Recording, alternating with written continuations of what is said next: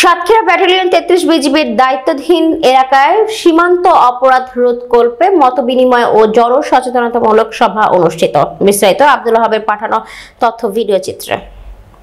শনিবার বিকেলে সাতক্ষীরা ব্যাটালিয়নের অধিনায়ক লেফটেন্যান্ট কর্নেল মোহাম্মদ আশরাফুল হক সুলতানপুর বিউপি দায়িত্বপূর্ণ এলাকার স্থানীয় জনপ্রতিনিধি, গণমান্য ব্যক্তিবর্গ ও জনসাধারণের সাথে মতবিনিময় সভা করেছেন।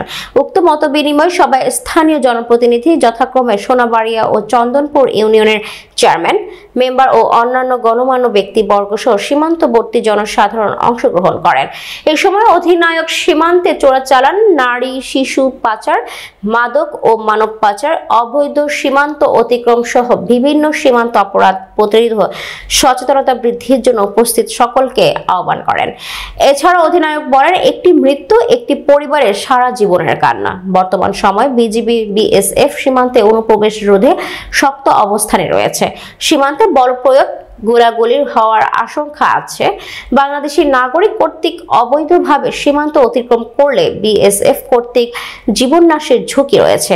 এ লক্ষ্যে সীমান্তবর্তী এলাকায় অনাকাঙ্ক্ষিত মৃত্যু ও যে কোনো ধরনের দুর্ঘটনা রোধকল্পে সীমান্তবর্তী জনসাধারণ কর্তৃক অবৈধভাবে সীমান্ত অনুপ্রবেশ, অতিক্রম, চোরাচালান, মাদক ও মানব পাচার এবং সীমান্তে অপরাধমূলক কার্যক্রমে না জড়ানোর বিষয়ে চেয়ারম্যান এবং মেম্বারদের মাধ্যমে এলাকার জনসাধারণকে সচেতনতা বৃদ্ধির জন্য অনুরোধ করেন।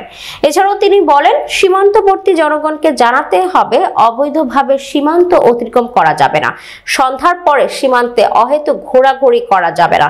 সীমান্তে সন্ধ্যার পরে ঘোরাঘুরি করলে বিজিবি কর্তৃক আটক করা হবে এবং আইন অনুযায়ী ব্যবস্থা নেওয়া হবে। যে সকল বাংলাদেশি নাগরিকদের সীমান্তে চাষাবাদের জমি রয়েছে তাদেরকে দিনের আলোয় চাষাবাদের কার্যক্রম শেষ করে সীমান্ত এলাকা হতে ফেরত আসার জন্য জনপ্রতিনিধিগণের মাধ্যমে এলাকার জনসাধারণকে পেশনা প্রদানের জন্য অনুরোধ করেন। সীমান্তে কৃষিকাজ করা জনসাধারণ নিকটবর্তী বিজিবি পোস্ট বিউপি কোম্পানিকে অবগত করে গণগমন করবে। এছাড়াও রাতের অন্ধকারে, বৈরী আবহাওয়া এবং অস্বাভাবিক সময়ে কোনো বাংলাদেশি নাগরিক চাষাবাদ জমিতে কাজ অথবা অন্য কোনো প্রয়োজনে সীমান্তে গমন করবে না। অতি গুরুত্বপূর্ণ যেমন জোয়ারের কারণে ফসল নষ্ট হয়ে যাচ্ছে, মাছের ঘেরের মাছ চলে যাচ্ছে ইত্যাদি অতি গুরুত্বপূর্ণ কারণে সীমান্তে যাওয়ার প্রয়োজন হলে তাৎক্ষণিক বিজিবি কোম্পানি এসে বলবে এবং বিজিবি টহল দলের তত্ত্বাবধানে কার্যক্রম শেষ করে সীমান্তে ত্যাগের জন্য জনপ্রতিনিধিগণের মাধ্যমে এলাকার জনসাধারণকে পেশনা প্রদানের জন্য অনুরোধ করবে।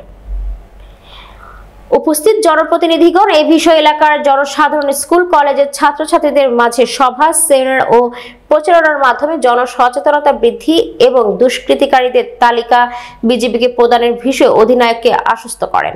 অথবা আমাদের দেশের সাথে প্রতিবেশী দেশের সীমান্ত সংক্রান্ত বিষয়াবলী সম্পর্কে নিশ্চয়ই পেপার পত্রিকার মাধ্যমে যথেষ্ট ধ্যান ধারণা আছে, তাই না? ইভেন গতকালকে একটা ঘটনা ঘটেছে, প্রতিদিনই কিছু না কিছু ঘটতেছে এবং এগুলো কোনোটাই খুব ইতিবাচক না। আমাদের সীমান্তবর্তী অঞ্চলের জনসাধারণ হিসেবে আমাদের জন্য ইতিবাচক না। মানে এটা কোনো ইয়াই তো ভালো কোনো সংবাদ না যে এখানে খুব ভালো ইয়া হয়েছে, দুই পার্টি মিলে ভালো করে ফুটবল খেলছে, দাঁড়িয়াবান্ডা খেলছে, হকি খেলছে, হ্যাঁ, ডাঙ্গুলি খেলছে।